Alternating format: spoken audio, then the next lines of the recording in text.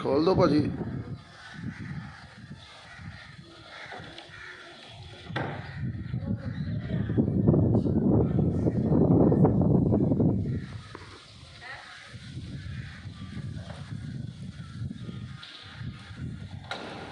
बोल मैं कड़ी आवाज देनी चलाएंगे।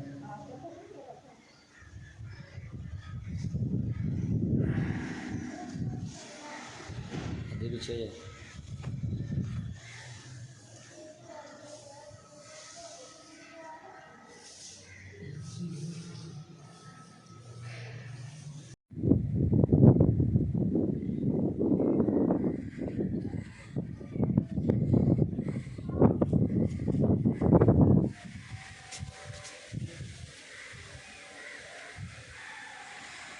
ना बारिश बाबा होती मैडम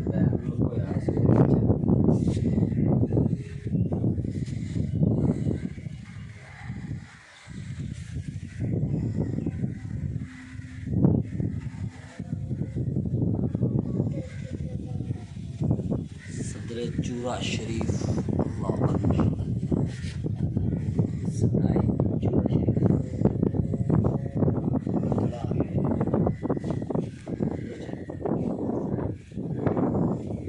HTV का एडमिट चार बिल्ली है।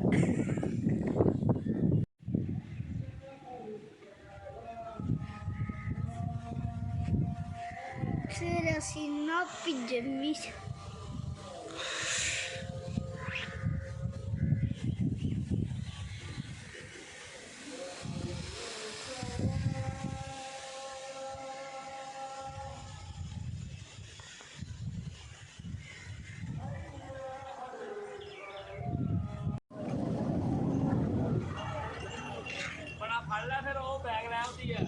हालत बन रही है।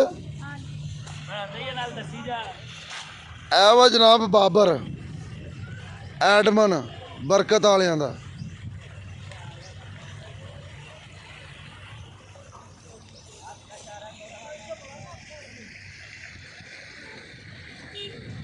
जनाब जो नज़र आ रहा सारा पत्थर है। पत्थर ए पत्थर नूं जनाब पानी जड़ा वा कट के ते अपनी जगह बना चुकिया वा। इनू इत्थे कहंदे ने कस्सी चूरा शरीफ लग कस्सी।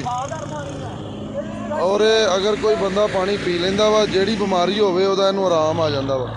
ये पानी जमीन चों निकलदा वा पत्थरां दे विचों आउंदा वा ते आके जनाब अगे तो अगे जाई जांदा वा और ये सारा थल्ले पत्थर ही है।